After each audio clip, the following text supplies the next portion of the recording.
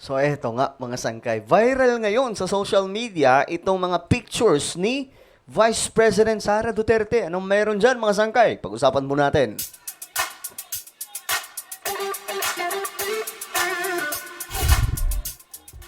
Yo guys, what's up? This is me, Sangkay Janjan.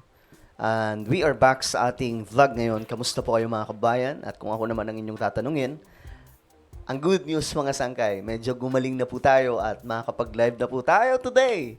No? Dahil ito po talaga yon mga sangkay. Yan po. Yan ang nangyari. So, kaya hindi po ako nakakapag-live kasi sobrang irritable talaga sa katawan. Kasi nagkaroon po ako ng allergy. Tapos yung allergy ko, ito po yun. Ayan po mga sangkay.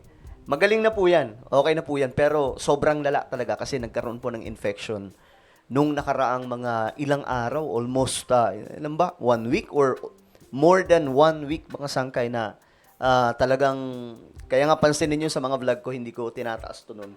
Kasi sobrang lala, no? Sobrang lala talaga nito. Hindi ko nakasabihin kung ano nangyari. Basta ito, medyo okay na. So, makakabalik na po tayo sa live.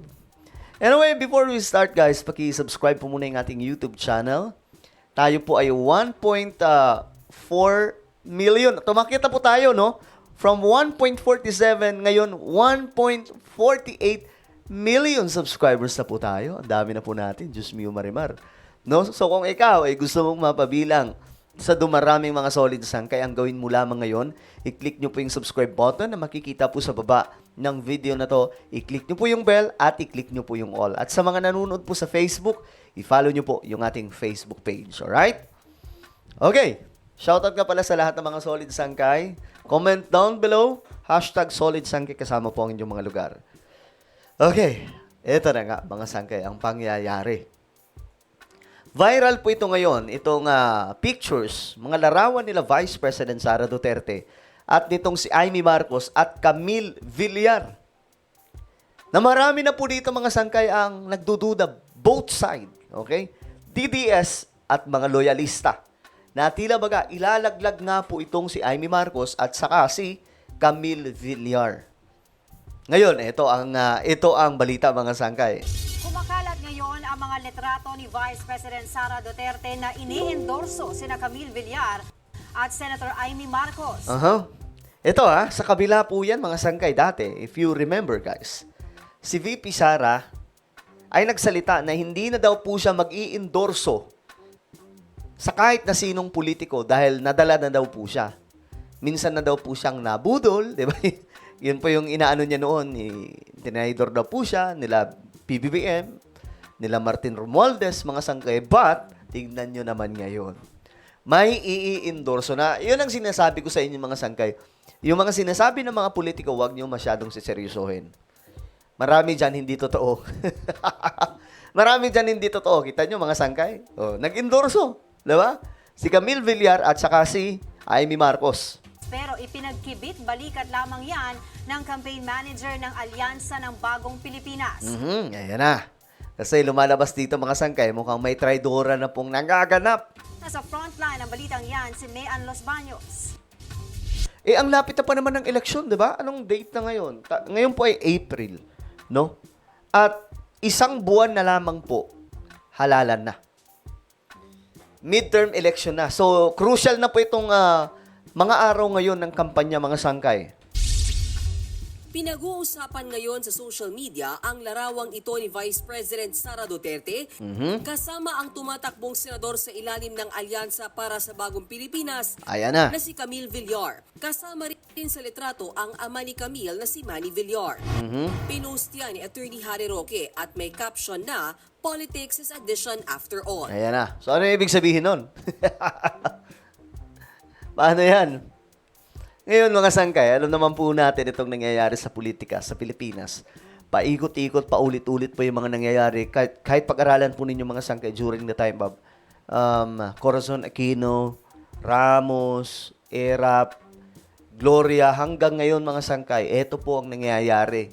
Marami pong pasabog, di ba? Wala, nasa presidential system tayo Kung parliamentary system tayo mga sangkay, hindi sana ganito, di ba? Kumakalat din ang larawang ito na magkasama sina VP Sara at Senator Amy Marcos. Nakamakailan lang ay kumalas sa alyansa. Kanina nga inilabas na ni Senator Amy ang endorsement video sa kanya ng BTC. Ipit ang hindi kaalyansa. Marami ang nagsasalita. Pero matatanda ang sinabi noon ni VP Sara. Ayan na. Eto na. Ito yung sinabi noon ni VP Sara, mga sangkay.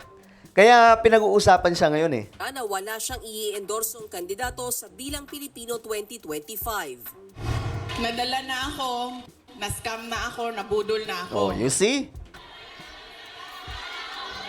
Hindi ako mag-endorso ng kandidato. Boom! At ano na ang nangyayari ngayon, mga sangkay? Ayan na. Diba? Ayan na ang nangyari, mga sangkay. Nag-endorso na po. Pero dati, sinasabi po niya na hindi daw po siya mag-endorso, diba? Politics is politics after all, mga sangkay. Nang matanong naman ang palasyo tungkol sa umunoy pag-endorso ni VP Sara sa ilang kandidato ng alyansa, Ano man po yung iba pang mga detalye patungkol po dito sa recent incidents ay si Congressman Toby Chanco po ang may authority to talk about. pero ang campaign manager ng alyansa na si Congressman Toby Chanco tila hindi ito ininda. Welcome nga raw ang mga ganitong pag-endorso dahil sa eleksyon, anumang suporta ay malaking bagay. Natunayan, nakuha ng ilang taga-alyansa ang suporta ni One Cebu Party Head Governor Gwen Garcia. Sa campaign rally nitong weekend sa Cebu, inendorso ni Garcia sina Manny Pacquiao, Tito Soto, Ping Lacson, Bong Revilla. Okay, 8 to, mga sangkay. 8 na mga kakampi ni PBBM yung in-endorse ng One Cebu. Ano po yan, mga sangkay? Ang One Cebu, sila po yung isa sa mga malalakas na pagdating sa boto, talagang pinag-aagawan po yan ng mga politicians. So malaking bagay itong mga sangkay na ginawa dito sa mga kaalyado po ni PBBM na in-endorso. Pia Cayetano, Camille Villar, Francis Tolentino, Benher Abanos at Abby Binay. Wala sina Senator Amy Marcos, Tito Lapid at Erwin Tulfo. Nga, no? 3 yung wala, mga sangkay. Pero si Lito Lapid at saka si Erwin Tulfo, malakas po yun eh. So kahit wala po yung endorsement nila, mga sangkay, mananatili pong malakas eh. Nasa top 1, top 2, ganyan po si Erwin Tulfo. So, mga sangkay, sure ball na. Ang kawawa dito, yung nasa side ng PDP. No? Na mga ngamote po talaga, mga sangkay. Ayon kay Governor Garcia, nakabatay sa ideolohiya at prinsipyo ng kanilang partido ang pagsuporta nila sa kandidato. Ang pinili raw nila ay yung may malasakit sa Cebu. Ayaw na. Pero may patama siya sa mga nasa pamahalaan. Amot lang karon hinoos kauluhan. Tumangadag po dito. Sabi niya, ewan ko ba doon sa national level, ang mga matataas na opisyal doon, lagi nag-aaway-away. Alam naman po natin, mga sangkay, kung sino yung nakikipag-away. Tandaan niyo po, mga sangkay, never pong nagsalita si Pangulong Bongbong Marcos laban kay PRRD ng mga masasakit na malala. Si PRRD, mga sangkay, yung, di ba, sila nga po yung, actually, pagdating sa away, sila po yung nag-umpisa noon eh. Kasi gusto nilang pakialaman yung mga desisyon ni PBBM. Di ba? Sige, away-away. Pag-away lang mo dihang inyo. Ay, miga pila diri. Walang pinangalanan ang gobernadora pero giit niya, walang mabuting naidulot sa bansa ang pag-aaway ng mga nasa itaas. Mismo. Pili sa inyong impyerno kay dinhi sa Subo langit ang among gitinguha. Ayaw tugti ang mga kampon sa kangitngit nga maoy magbuak-buak na usab kanato. Nilinaw naman ni Garcia na nirerespeto niya si Pangulong Bongbong Marcos at kailanman daw hindi siya nagsalita laban sa mga Duterte lalo't malaki raw ang utang na loob niya sa dating Pangulo. Nagbabalita mula sa front. Okay, so ayan po, mga sangkay. Well, again, guys, politics is politics, no? At ito mga nangyayari ngayon, mga sangkay, gaya po nito, may mga tamblingan, may mga nagtatraidor, alam nyo na yan, mga sangkay. Ako ang duda ko dyan, bakit naroon po si Camille Villar at mukhang nanlalamig sa alyansa ni PBBM? Dahil po sa mga policy ni PBBM, lalo-lalo na po yung project niya po na 4PH program, yung pabahay sa sambayan ng Pilipino. Isa po sa maaapektuhan dyan yung mga Villar eh. Kasi yung pabahay ni PBBM, sandamakmak po yan. Napakarami buong Pilipinas. So, sino pa yung papatos sa kanilang mga benebenta, sa kanilang negosyo, di ba? Tapos ngayon, mayroon pang isinusulong yung mga senador ni PBBM. Patungkol dyan, yung mga ari-arian ng maraming mga, tawag dito, mga kababayan natin na kinukuha daw ng mga private companies para tayuan ng pabahay. So, sila po talaga tatamaan dyan. So, ngayon, eto na mga sangkay ang nangyayari. No? May mga baliktaran nangyayari. Eto, viral na viral to ngayon. Kaya nga lang, ang problema dyan. Kabila ang panig, sinusuka po si Amy at saka si Villar.